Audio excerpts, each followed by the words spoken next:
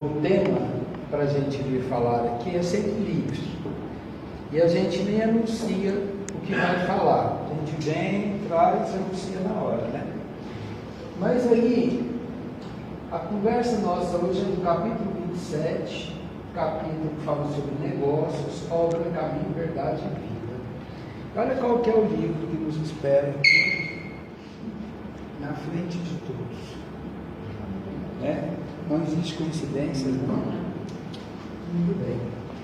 Pessoal, geralmente, quando nós somos convidados a bater um papo, a frequentar uma casa espírita, a gente sempre busca falar de um assunto que seja muito importante para nós, para o momento e para casa, tá?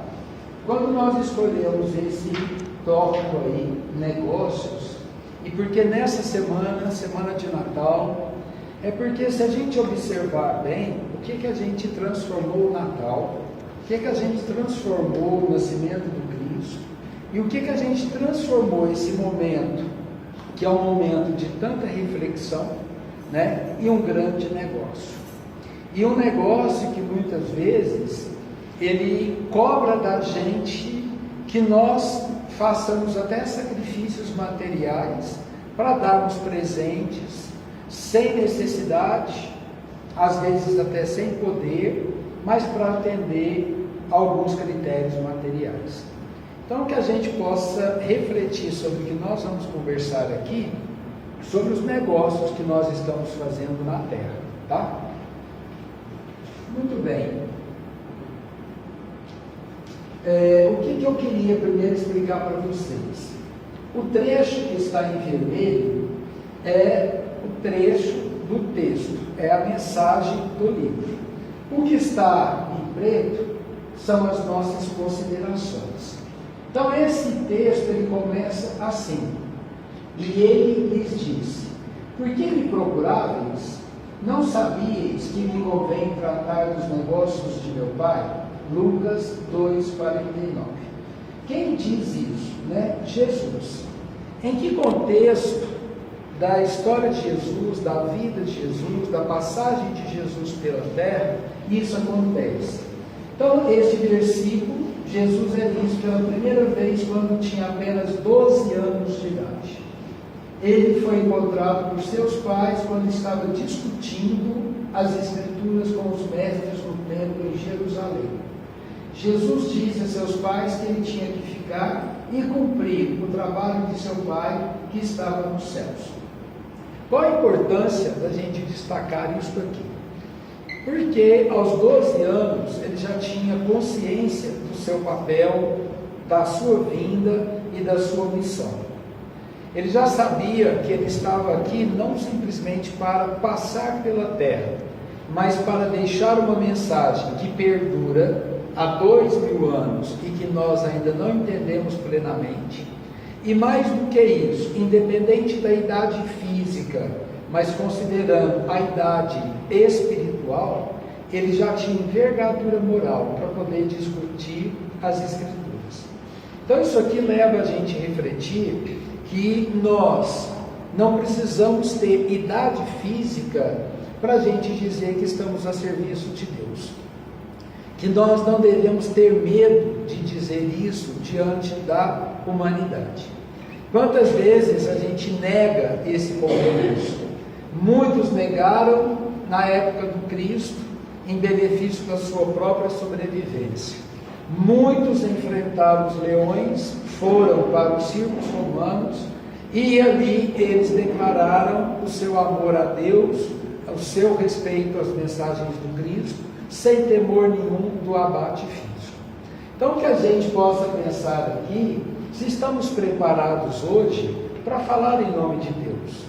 Se a gente, diante de uma determinada situação, se nós realmente assumimos que somos filhos de um pai maior, tá? Então, 12 anos ele já tinha essa consciência. O versículo 49, ele tem uma importância significativa, porque ele mostra que Jesus tinha consciência de que era filho de Deus e que tinha uma missão para servir. Ele sabia que precisava ficar no templo, não porque queria, mas porque tinha que cumprir a vontade do Pai. É um alerta importante para todos os cristãos de que Jesus foi enviado à terra para servir a vontade de Deus. É um lembrete de que, como discípulos de Jesus, somos chamados a servir a Deus antes de nossos próprios desejos e vontade. Eu cheguei aqui mais cedo, estava ouvindo as músicas, depois escutei a lição que você leu, né? E aí o que a gente percebe? Que a mensagem do Cristo ela é muito clara, né? Amar acima de tudo, fazer a caridade. E aí quando você lê dizendo que só o amor cura feridas, só o amor cura doenças e só o amor rompe mágoas, a gente precisa entender isso, principalmente numa semana em que todo mundo fica muito fraterno, né? Todos nós no Natal, no Ano Novo, a gente fica gente do bem, né? A gente deseja o bem para todo mundo, a gente abraça, a gente cumprimenta, a gente fica uma outra pessoa, né? Só que depois de tudo isso, a gente volta a ser a gente mesmo. E aí a gente não deixa as mágoas, não deixa os rancores, não deixa as coisas ruins para trás, a gente traz tudo de volta. Então que a gente possa entender que ser cristão, ser filho de Deus, é muito mais do que dizer, é a gente ser de fato. E não é a gente também ser para mostrar aos outros, é ser primeiramente para a gente, para nós. Muitas vezes a gente perde tempo demais dando satisfação aos seres encarnados.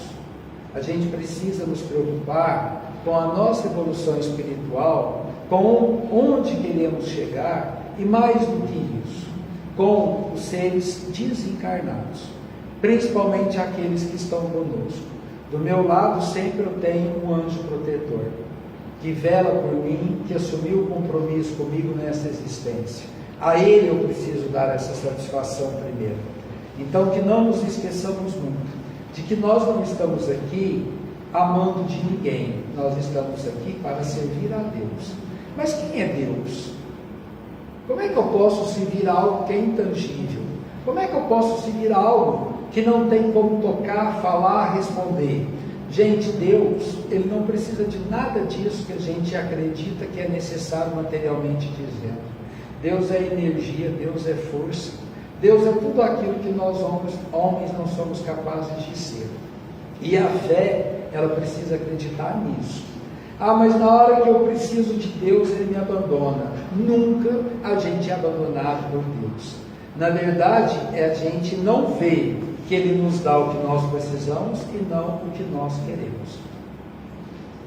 Além disso, essa passagem mostra que Jesus foi um modelo a ser seguido. Ele obedeceu a Deus, mesmo sendo jovem, e garantiu que seus pais também obedecessem.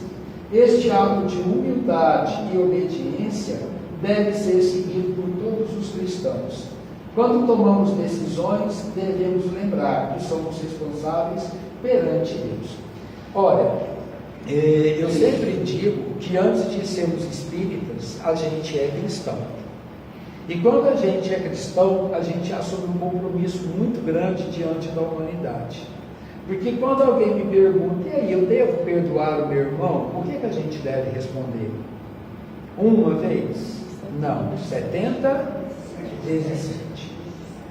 Mas ele me bateu na face esquerda, o que eu devo fazer?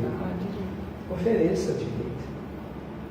E aí a gente começa a ver que o Cristo não era tolo, que o Cristo não era fraco, que ele não era covarde. Ele simplesmente nos ensinou que a gente tem que fugir desses valores mundanos, olho por olho, dente por dente, e a gente começar a acreditar que fora da caridade não há salvação. Que se a gente não perdoar, se a gente não amar indistintamente qualquer que seja dos nossos irmãos, a gente não vai ter um mundo melhor, a gente não vai evoluir. E agora a hora chegou, pessoal. Todos nós sabemos que nós já estamos aí na transição do planeta de provas e expiações para regeneração.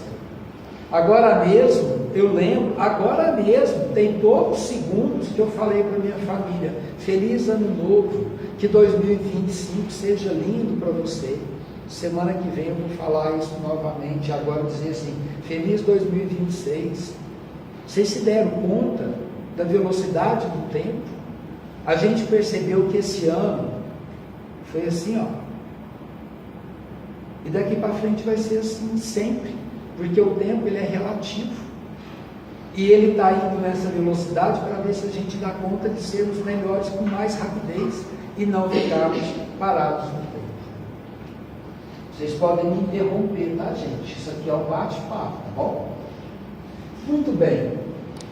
O segundo parágrafo diz assim: o homem do mundo está sempre preocupado pelos negócios referentes aos seus interesses efêmeros.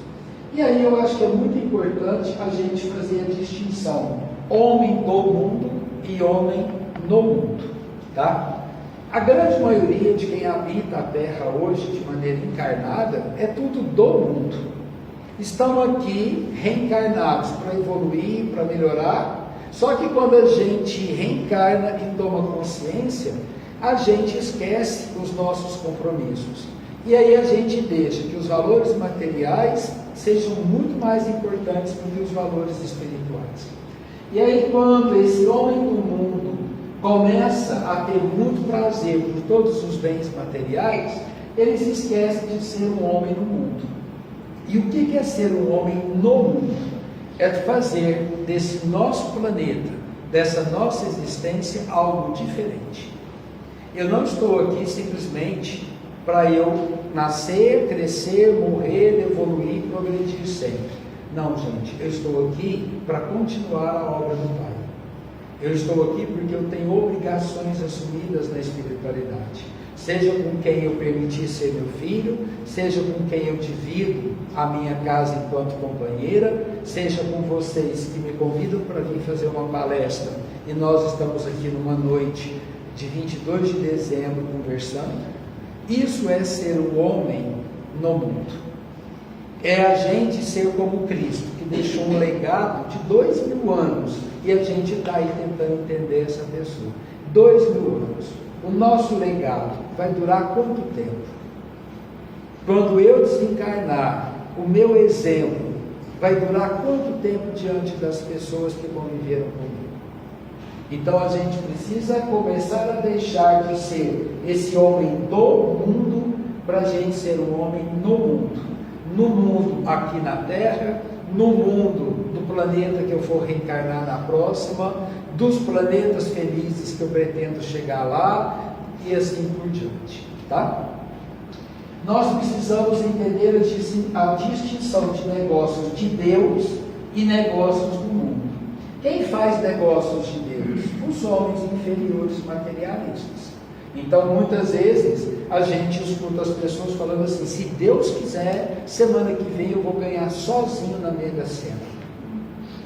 Se Deus quiser, gente, vocês acham que Deus está perdendo o tempo dele em ficar escolhendo pessoas encarnadas para ganhar sozinho na Mega Sena? Isso é muito pequeno da nossa parte.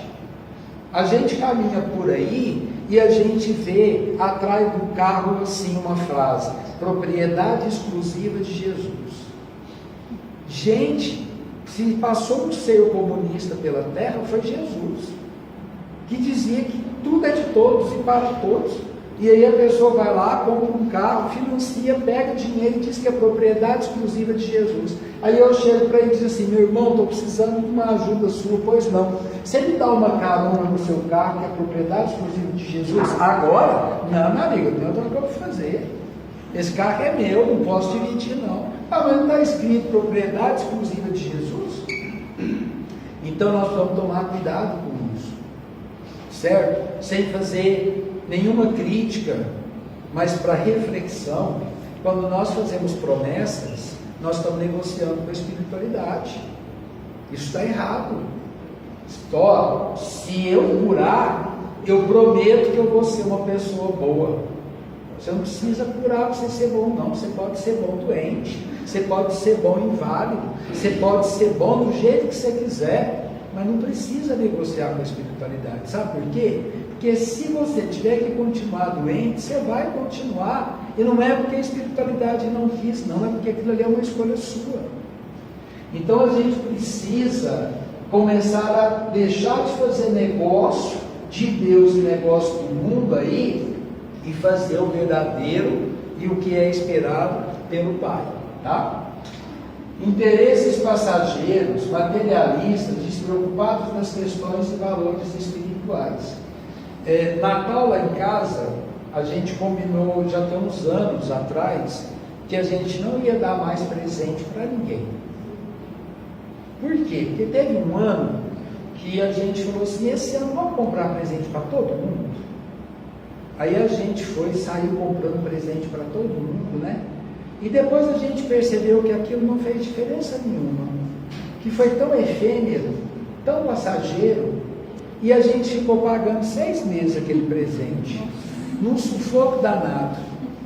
Aí chegou eu, minha esposa, né, e a gente sentou com os nossos 2 filhos e falou assim, vamos combinar um negócio? A partir de agora, ninguém dá nada de Natal e também não cobra nada de Natal. Se você passar na porta de uma loja e ver uma blusa que é minha cara, pode ser o dia que for, me dar de presente, tá bom. Mas sem compromisso, sem data, sem exigência. Às vezes, a gente cobra das pessoas aquilo que elas não têm para nos dar, por valores materiais. Quantas pessoas se endividam por conta do Natal, sem necessidade, simplesmente pelo bel prazer de dar um presente esperando receber outro. Se a gente soubesse o quanto um abraço, o quanto uma palavra, o quanto um consolo verdadeiro são presentes eternos, a gente pararia de gastar tanto dinheiro com coisas transitórias, com coisas que não são importantes, e a gente daria mais valor aos bens espirituais. Bons negócios no plano material resultam em bons negócios no plano espiritual. Nós não estamos dizendo que são bons negócios de lucro, não, gente. Bons negócios de honestidade, bons negócios de ética, bons negócios de respeito ao próximo, bons negócios de fazer valer o que nós sabemos que é correto. Não adianta a gente fazer bons negócios na terra lesando ela, roubando dela, tirando o pouco que ela tem. O bom negócio é aquele que vai durar e vai fazer o bem para o outro, principalmente no caráter, na moral, nos valores que a terra não pode, tá? O próximo parágrafo diz assim: alguns passam a existência inteira observando a cotação das bolsas, absorvem-se outros no estudo dos mercados. E isso aí hoje em dia está tão forte que gente vive em função disso. Quanto que eu ganho? Que hora que eu tenho que tirar meu dinheiro? Olha, tem pessoas hoje muito escravizadas pelo capital. Pessoas que são totalmente doentes. E aí qual que é a grande preocupação disso? É porque, pessoal, a hora que eu desencarnar, se eu for muito apegado aos bens materiais, a gente vai sofrer demais.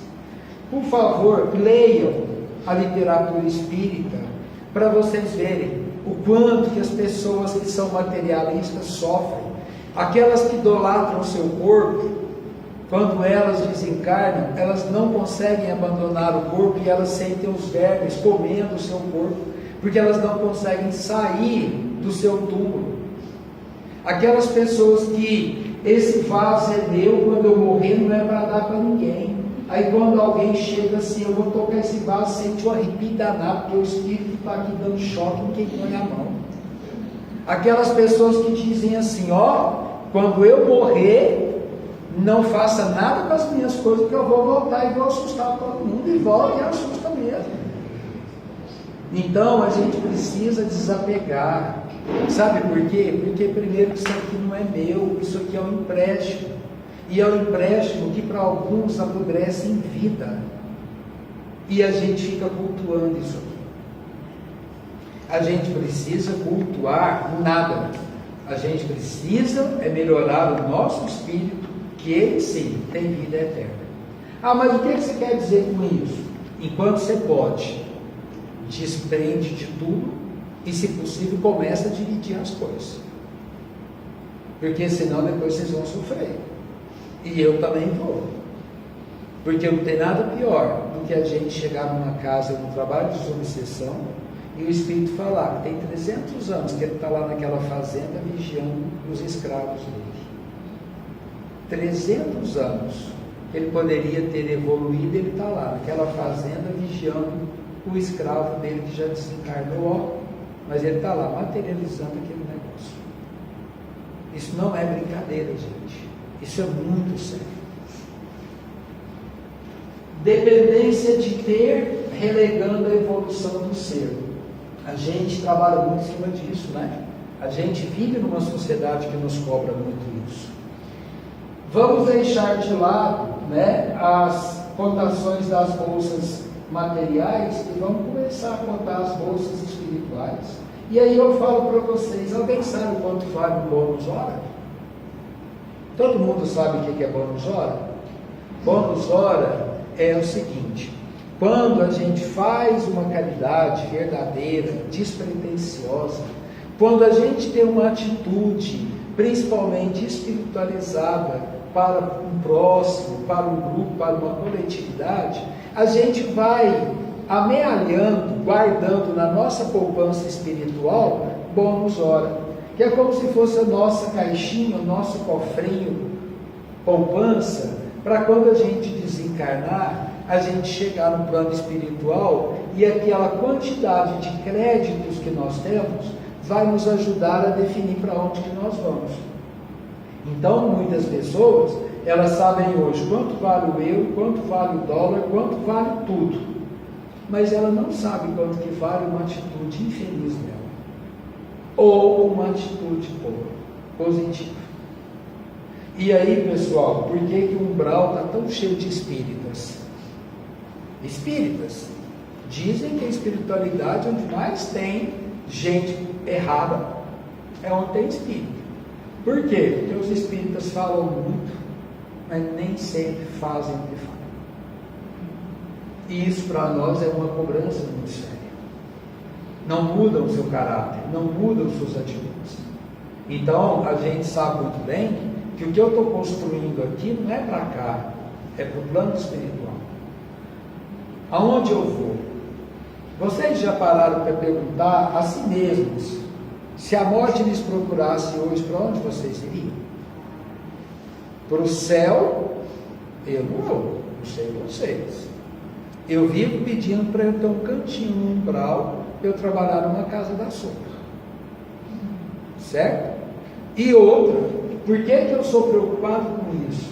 Pessoal, porque a gente sabe o quanto tem espírito sofrendo por décadas, por séculos, porque não abrem seu coração e sua mente para receber o amor. Se nós somos egoístas, a gente não vai. Se nós somos vaidosos, a gente não vai. Quantas pessoas ainda estão aí cultivando a vaidade, o orgulho, a presunção, para quê?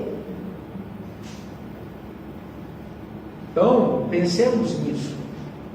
E outro, final de ano, como é que anda a nossa poupança? Vocês já pararam para avaliar isso? Quantos bônus horas a gente colocou esse ano na nossa poupança no plano espiritual? A gente precisa pensar nisso. É difícil fazer a caridade? Não, não é. É difícil pôr a mão no bolso. Isso é. Mas fazer a caridade não é. Porque a caridade não precisa pôr a mão no bolso. A caridade muitas vezes só nos pede um pouquinho de quê? De amor ao próximo. Às vezes as pessoas param e te perguntam assim: você quer um minutinho para a gente conversar? Você diz assim: agora não, estou muito ocupado. Você quer um tempinho só para a gente trocar uma ideia? Fala comigo aqui, ó. Eu agora não tenho tempo, não. Depois a gente conversa. E assim a gente vai batendo na porta de todo mundo, só escutando não. A pessoa só queria um tempinho para poder falar com você de uma coisa que estava perturbando ela, que ela queria perguntar para você assim: você acha que vale a pena viver? Todo mundo ocupado, não é? Ela só queria que você dissesse para ele assim: claro que vale a pena. Como ninguém pôde falar com ela e dar essa resposta, o que ela fez? Se matou. E nós muitas vezes matamos os outros quando a gente não está disposto a ajudar aquela pessoa, a conversar com aquela pessoa, a dar para ela uma palavra que seja, um abraço que seja, um aperto de mão que seja. A pandemia foi muito infeliz, porque a pandemia ela fez a gente ter nojo da gente. Não posso encostar nela, porque se ela estiver doente, ela me passa a doença. Eu trabalho com público. Até hoje, na minha empresa, chega gente e diz assim, vai me cumprimentar assim. Aí eu digo assim, abre a mão, me cumprimenta como gente. Mas como assim? Se você tiver que ficar doente, você vai ficar doente. Você acha que você não morreu na pandemia porque não era a sua hora? Porque se fosse, tinha morrido. Com certeza. Aí eu não vou lá não, porque eu vou contaminar. Você não vai contaminar não, você já é contaminado. Então a gente às vezes não quer ajudar a gente. Com medo do quê? Então nós precisamos tomar cuidado com isso aqui, ó. Todas as noites, quando eu durmo, eu digo assim, ó, morte, se você me buscar hoje, me leva para algum lugar bom. Porque eu estou tentando. Não é fácil, mas estou tentando. Outro parágrafo. Os países têm negócios internos e externos. Sabe uma coisa que eu queria dizer isso para vocês? Olha só, pessoal, Emmanuel falando disso. Emmanuel trazendo um livro falando sobre negócios entre países. Nos serviços que lhe dizem respeito, utilizam-se maravilhosas atividades da inteligência. Entretanto, apesar da sua feição respeitável, quando legítimas, todos esses movimentos são precários e transitórios. As bolsas mais fortes sofrerão crises.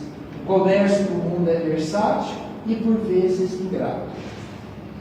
Vamos parar e pensar um pouquinho? Há 30 anos atrás, quando a gente falava em China, a gente só falava coisa ruim. Hoje, China é o sinônimo de modernidade, de avanço, de tecnologia. Nós já fomos um país extremamente miserável. Hoje nós somos pátria do mundo, né? Hoje somos pátria do Evangelho. Não precisamos de bens materiais para isso. E aí, vamos pensar nisso, né? Nós fazemos trocas escusas e ilegais, desumanas, inclusive tráfico de pessoas. Até hoje existe escravidão. Até hoje tem lugares comercializando pessoas. Desaparecimento de nações e surgimento de outras, bem como as crises financeiras mundiais. Não estamos vivendo uma crise financeira? Não estamos vivendo um momento delicado? Vocês não têm medo de uma terceira guerra mundial, não? Eu tenho. E ela está na iminência de acontecer. Ela está prontinha para acontecer. Sabe quem segura para ela ainda não acontecer? A espiritualidade. Porque se fosse pelos homens, ela já tinha acontecido. E por que a espiritualidade segura? Porque uma guerra, ela é muito prejudicial para a evolução do homem. Uma guerra, ela atrasa o progresso espiritual. Então nós não devemos cultivar guerras, a gente precisa preservar a paz. Recomendação, gente, não me interpretem mal. Ano que vem é ano de política. Por favor, vamos cultivar a paz. As últimas eleições, elas foram terríveis para nós. As últimas eleições, elas geraram muitas inimizades. Elas romperam muitas famílias. A gente não pode continuar deixar que a política rompe sentimentos que foram colocados lá na espiritualidade para existir. Que a gente tome cuidado, espíritas, ano que vem, com a política. A gente precisa ser diferente, a gente precisa fazer diferença, sem defender nenhuma bandeira aqui, mas a gente vai ter que tomar uma atitude cristã, quando a gente precisar se posicionar. Eu não posso mais dizer para minha irmã assim, ó, você é fulano, eu sou cicrano, segue seu rumo que eu sigo o meu e aqui acabou nossa irmandade. Não pode. Eu perdi um irmão no meio da política. E um outro irmão chegou na beira do caixão do meu irmão e falou para ele, e agora? Você vai subir a rampa? Olha para onde você está indo, o seu candidato está subindo a rampa. Na beira do caixão. Ele sabe o mal-estar que isso causou na família. Rompeu uma família inteira que nunca mais se uniu.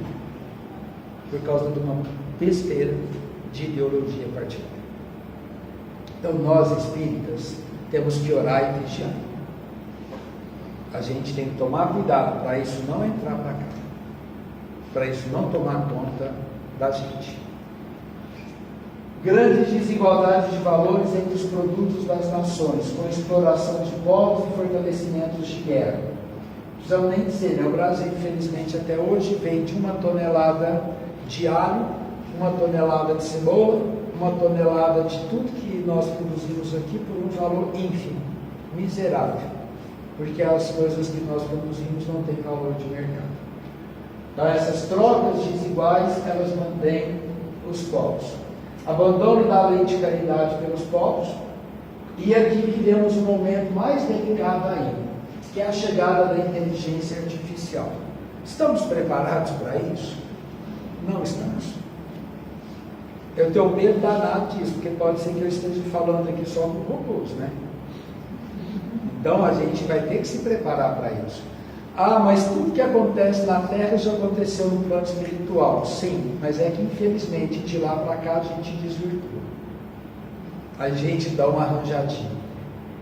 Então, a partir de agora, com todas essas tecnologias chegando, a gente não pode se esquecer de que o Cristo, há 2000 anos, sem nada, sem internet, sem Instagram, sem TikTok, ele fez algo regular no mundo, repercutir no planeta, até hoje.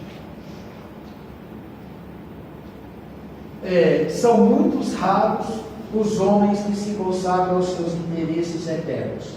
Frequentemente lembram-se disso muito tarde, quando o corpo permanece a morrer. Só então quebram o esquecimento fatal. Aí o que nós fazemos? Descumprimento dos compromissos firmados no plano espiritual. Nós não lembramos disso, né? Graças a Deus a gente tem o esquecimento, tá? Mas a gente tem o livre-arbítrio. Todos nós podemos escolher e todos nós podemos decidir nossos caminhos, tá certo?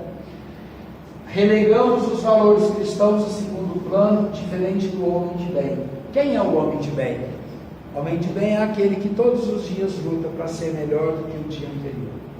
Faz a caridade, o amor ao próximo, combate o orgulho, a vaidade, o egoísmo, porque ele acredita que só fazendo bem indistintamente é que a gente vai melhorar a nossa sociedade. Atitudes infelizes como corrupção, vantagem sobre o próximo e outras é uma constante na nossa vida, né, gente?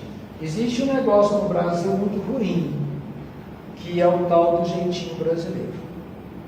E existe outra coisa mais ruim ainda, que é a tal da lei do Gerson, que é levar vantagem em tudo. Isso é muito sério. A gente precisa combater isso, tá? Vantagem sobre o próximo. Eu te ajudo. Mas o que eu ganho com isso? A gente não escuta muito isso? Não é?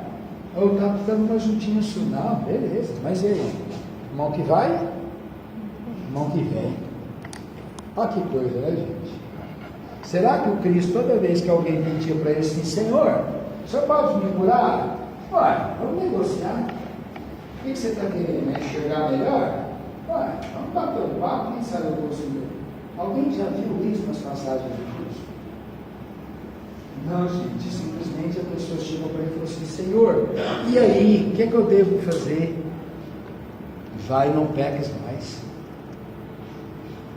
E aí, o que eu faço para ganhar o reino dos céus?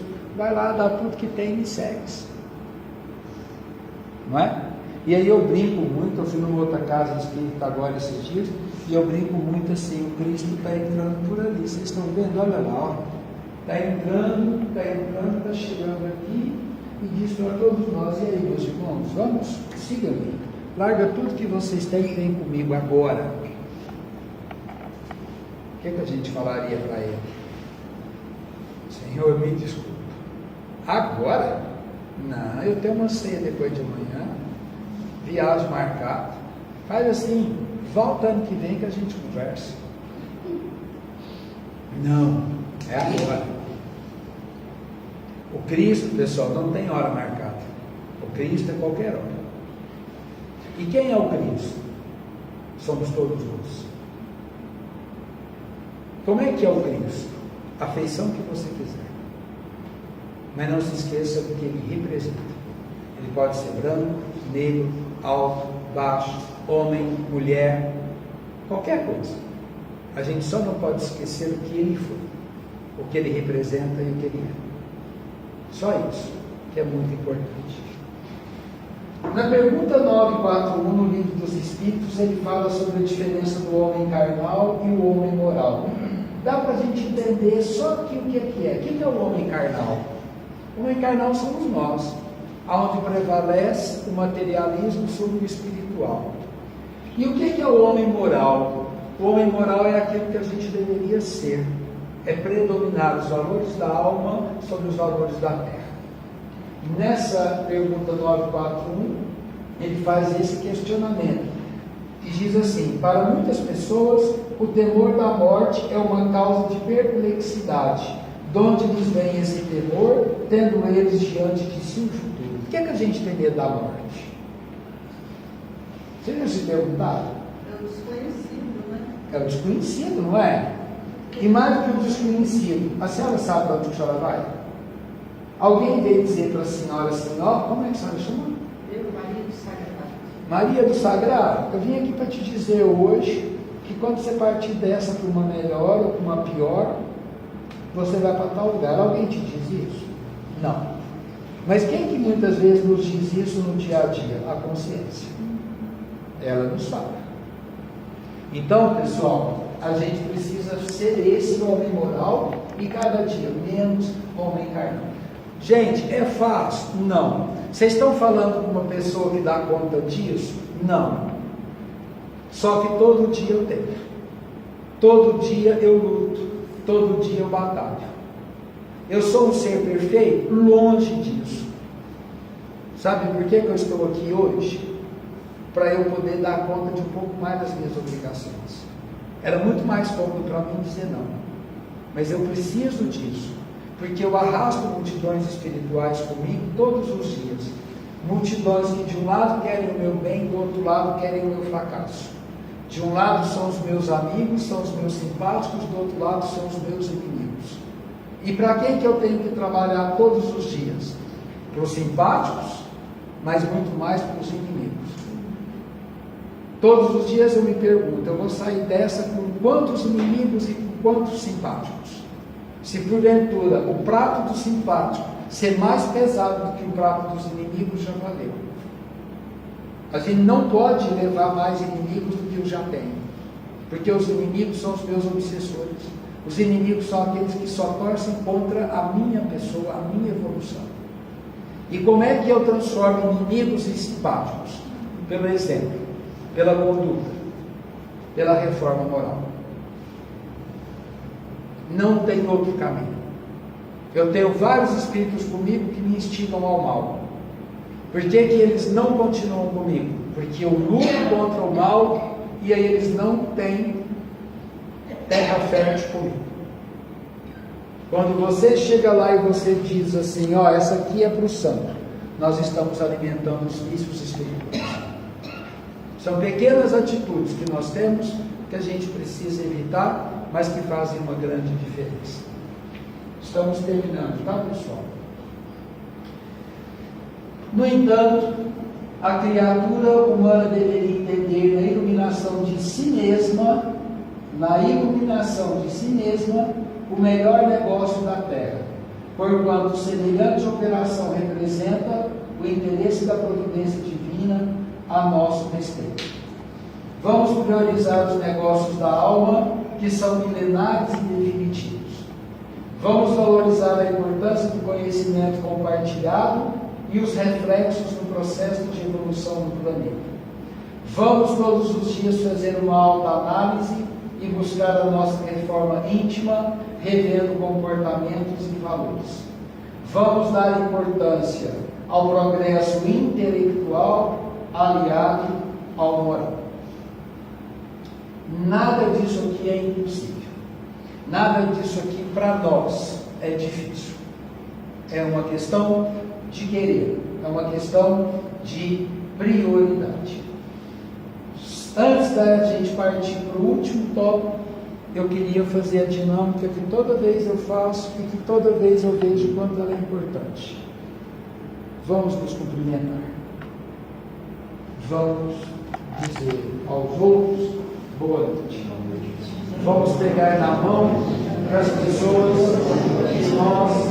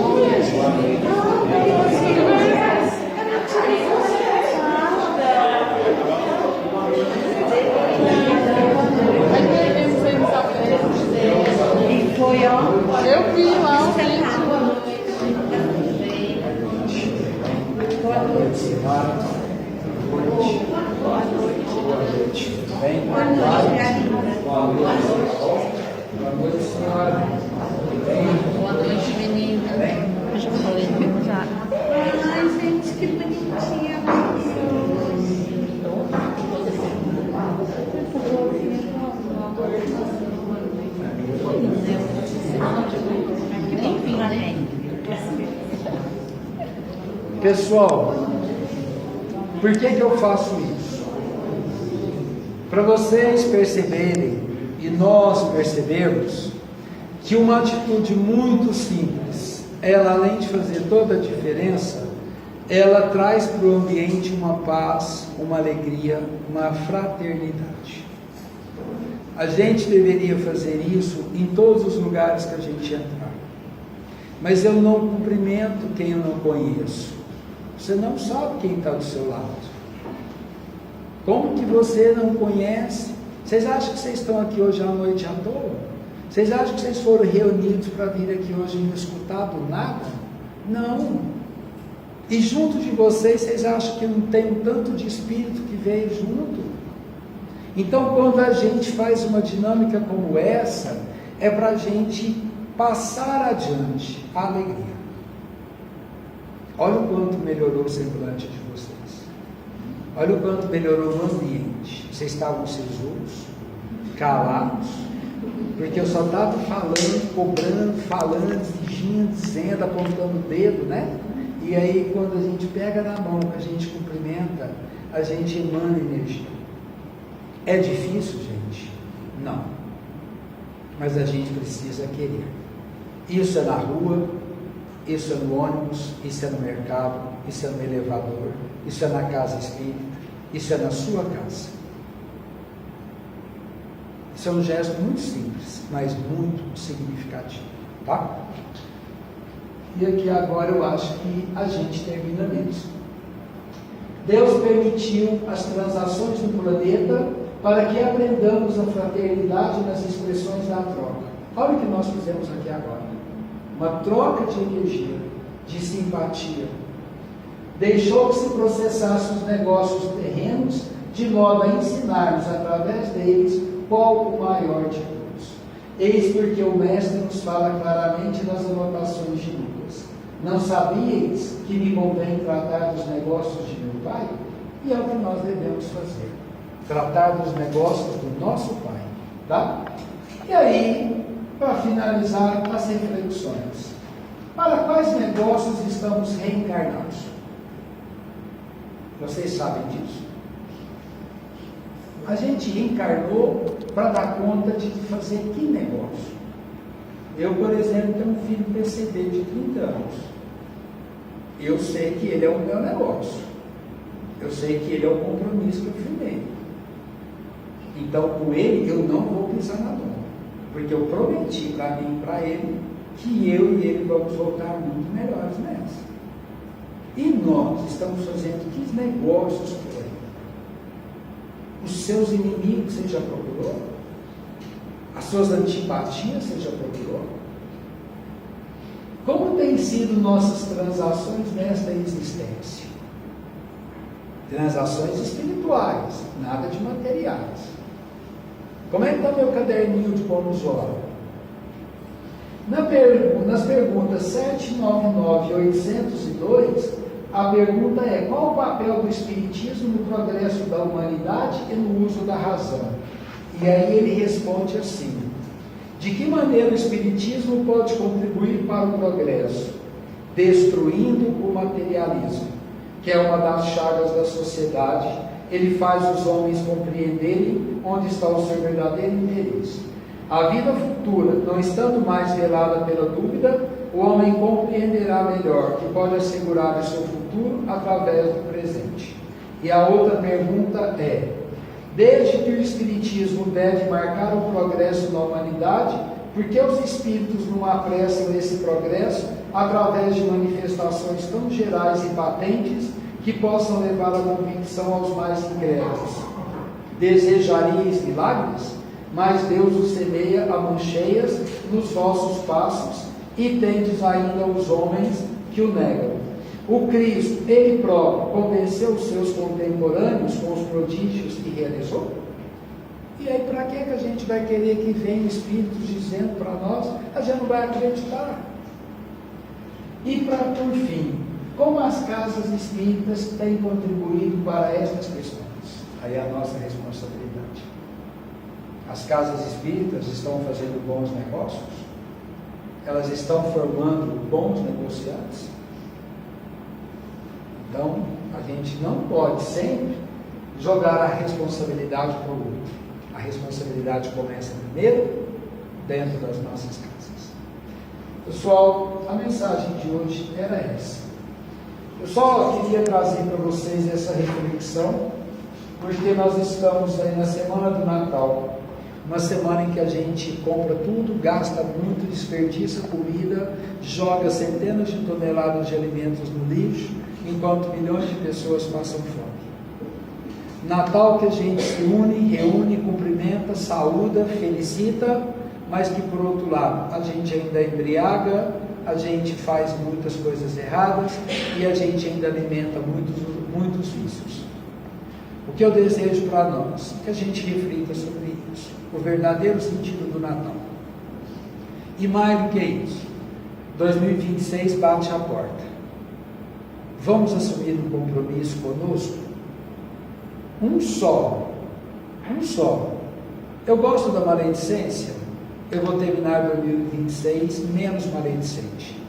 Eu gosto da fofoca, eu vou terminar 2026 menos fofoqueiro.